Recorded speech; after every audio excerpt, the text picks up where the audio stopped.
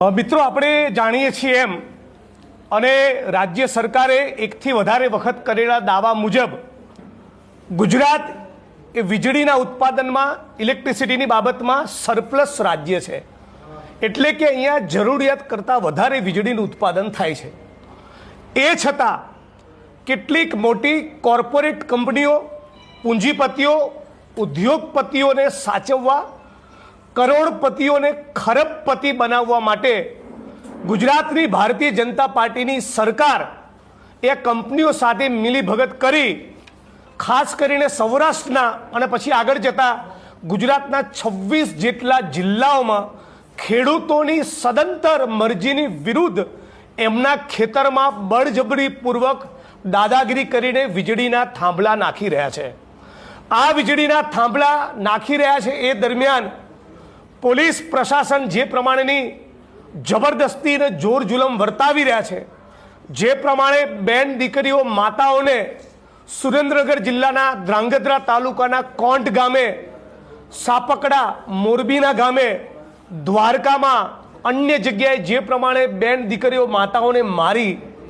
જે પ્રમાણે યુવાનોની બોછી પકડી ગરદન પછડી, જે પ્રમાણે પશુ કે જાનવરને ઢસડતા હોય એ પ્રમાણે ખેડૂતોને વીંજોળીને ફેંકી દીધા, ખેડૂતના ખેતરમાં ઘૂસી એમની ખાનગી જગ્યાના તાળા તોડ્યા, બહુ જ બેહુદું અને અમાનવી કહી શકાય એ પ્રમાણેનું વર્તન કંપનીઓના ઇશારે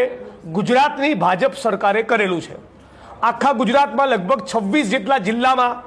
આ પ્રમાણે વીજળીના થાંભલા લાગવાના છે। હું ગઈકાલે ધ્રાંગધ્રાના કોંટ ગામની મુલાકાત લઈ આવ્યો, જે 67 મીટરની ત્રિજ્યામાં જેટલા વ્યાપમાં વીજળીનો થાંભલો પેલું સ્ટ્રક્ચર ઊભું કરવાનું હોય છે એ સિવાયની જગ્યામાં લગભગ 1.5 કિલોમીટર સુધીનો એરિયા આ કંપનીઓએ સંપૂર્ણ ગેરકાયદેસર રીતે કાનૂન, બંધારણ, કાયદાકીય જોગવાઈઓની ઉપરવટ જઈ ખેડૂતોની મરજીની વિરુદ્ધ, જાણે ખેડૂતોનું કોઈ અસ્તિત્વ જ ના હોય એ પ્રમાણે ચારે બાજુ દોરડા ખેંચેલા છે, પોતાનો માલ સામાન પાથરેલો છે। એટલે કે ખેડૂતોની ખેતીની જમીનની વપરાશ એ કલેક્ટરે આપેલી પરવાનગી સિવાય કરવાની, પણ એના વળતરનું એક ફદિયું પણ નહીં આપવાનું, અને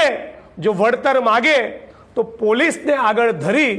બેફામ રીતે એમની સાથે મારકૂટ કરવાની। એટલે આ બધાની વિરુદ્ધમાં કોંગ્રેસ પાર્ટી અને 23 જેટલા કિસાન સંગઠનો દ્વારા, ખાસ કરીને કિસાન સંઘર્ષ સમિતિ દ્વારા અમે બધાએ 15મી તારીખે ગાંધીનગરમાં એક રેલીનું આયોજન કરેલું છે। રેલીમાં 1111 જેટલા ટ્રેક્ટરો ગાંધીનગર પહોંચશે અને ગાંધીનગર પહોંચી અમે સરકારને ચેતવણી આપવાના છીએ કે પૂંજીપતિઓ, ઉદ્યોગપતિઓ અને આ કંપનીઓની દલાલી બંધ કરો। બાકીની વાત વિગતે આ મુદ્દા પર વધારે ગહેરાઈથી કામ કરી રહેલા અમારા કિસાન કોંગ્રેસના સાથી પાલભાઈ આંબલે તમારી વચ્ચે મૂકશે।